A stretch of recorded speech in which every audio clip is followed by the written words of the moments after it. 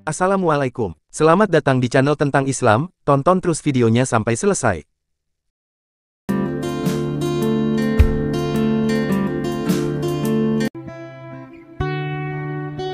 Bahwasannya keadaan mayit sesudah dibangkitkan dari kubur itu keadaannya berbeda-beda menurut amal perbuatannya. Apabila pada masa hidupnya berkelakuan baik maka ia akan bernasib baik, memperoleh kebahagiaan, dan sebaliknya apabila ia pada masa hidupnya melakukan amal keburukan maka ia akan bernasib buruk, memperoleh kesengsaraan.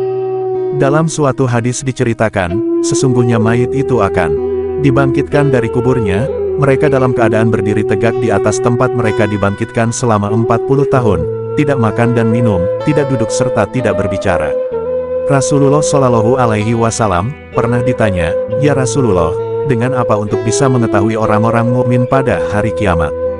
Maka Nabi Shallallahu Alaihi Wasallam menjawab, "Sesungguhnya umatku itu putih wajahnya akibat dari bekas wudhu." Telah diterangkan dalam sebuah hadits, ketika terjadi hari kiamat, Allah Subhanahu wa Ta'ala membangkitkan para makhluk dari kuburnya. Kemudian datanglah malaikat ke kuburnya, selanjutnya para malaikat membersihkan debu yang melekat pada orang-orang mukmin kecuali tempat sujudnya.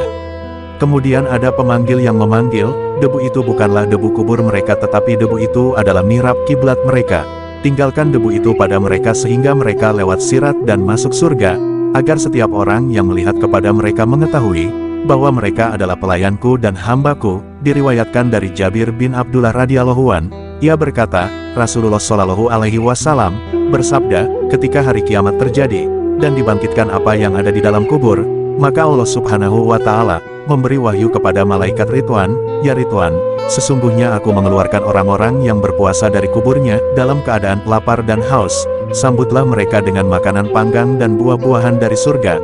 Kemudian malaikat Ridwan memanggil-manggil, "Wahai Gilman dan wahai Wildan," yaitu pelayan surga yang terdiri dari anak-anak yang belum sampai akhir balik. Kemudian mereka datang dengan membawa nampan dari nur cahaya. Mereka berkumpul mengelilingi malaikat Ridwan. Jumlah mereka itu lebih banyak daripada hitungannya tetesan air hujan dan bintang-bintang di langit serta daun-daun pepohonan.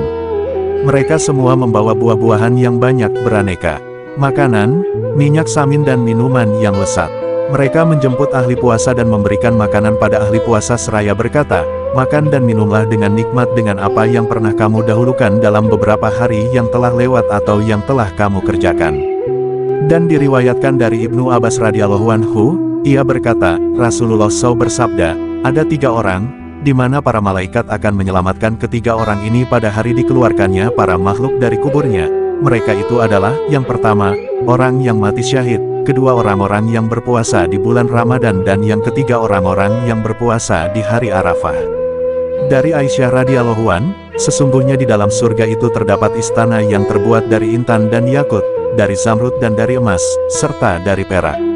Aku bertanya, "Ya Rasulullah, untuk siapakah istana itu?" Rasulullah Shallallahu Alaihi Wasallam menjawab, "Yaitu diperuntukkan orang-orang yang berpuasa pada hari Arafah." Kemudian Rasulullah SAW bersabda, "Wahai Aisyah, sesungguhnya hari-hari yang lebih disukai oleh Allah Subhanahu wa Ta'ala adalah hari Jumat dan hari Arafah, karena apa yang pada hari itu adalah rahmat. Dan sesungguhnya hari-hari yang paling dibenci iblis adalah hari Jumat dari hari Arafah. Wahai Aisyah, barang siapa yang pagi-pagi berpuasa hari Arafah, maka Allah Subhanahu wa Ta'ala akan membuka padanya 30 pintu kebaikan, dan Allah akan mengunci darinya 30 pintu keburukan. Ketika berbuka dengan meminum air, maka Allah mengampuni kepadanya dalam setiap keringat di tubuhnya, seraya keringat itu berdoa, 'Ya Allah, berilah rahmat dia sampai terbitnya fajar.' Dan dalam hadits yang lain diterangkan, orang yang berpuasa sama keluar dari kuburnya, dan dapat diketahui dengan bau mulut mereka akibat dari puasanya. Mereka disambut dengan beberapa hidangan dan beberapa kendi. Kemudian dikatakan kepada mereka, 'Makanlah, kamu benar-benar lapar di waktu orang-orang sama kenyang, dan minumlah, kamu benar-benar haus di waktu orang sama segar tenggorokannya, dan beristirahatlah kamu.' Kemudian mereka sama beristirahat dan sambil makan dan minum sedangkan semua manusia masih dalam hisab, dan diterangkan dalam hadits yang lain, bahwa orang yang mati dan dikuburkan di dalam kuburnya maka jasadnya akan hancur atau busuk.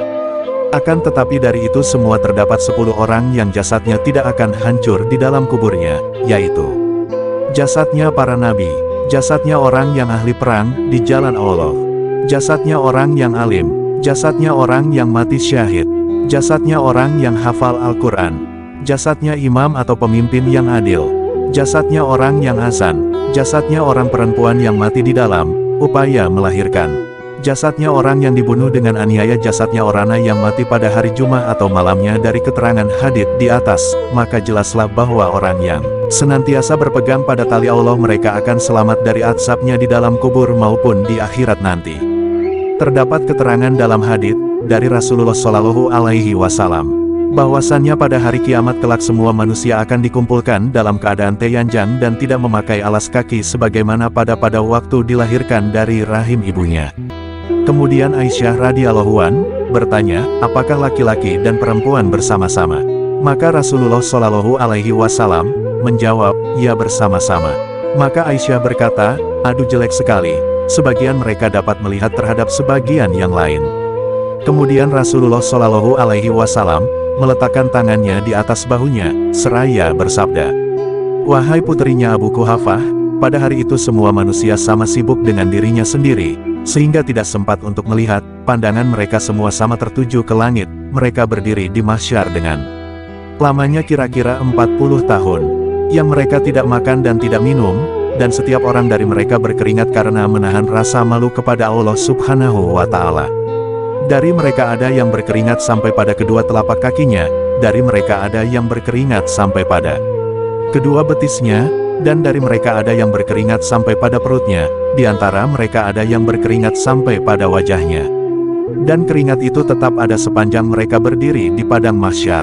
Kemudian Aisyah bertanya, ya Rasulullah, adakah seseorang yang dikumpulkan itu dengan meminum pada hari kiamat? Lalu Rasulullah Shallallahu Alaihi Wasallam menjawab, ada.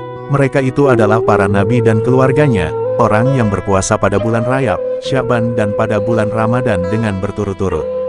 Dan seluruh manusia pada waktu itu sama dalam keadaan lapar kecuali para nabi dan keluarganya, juga termasuk orang-orang yang berpuasa pada bulan Rajab, Syaban dan bulan Ramadan. Karena mereka itu sesungguhnya sama kenyang, tidak lapar dan tidak haus.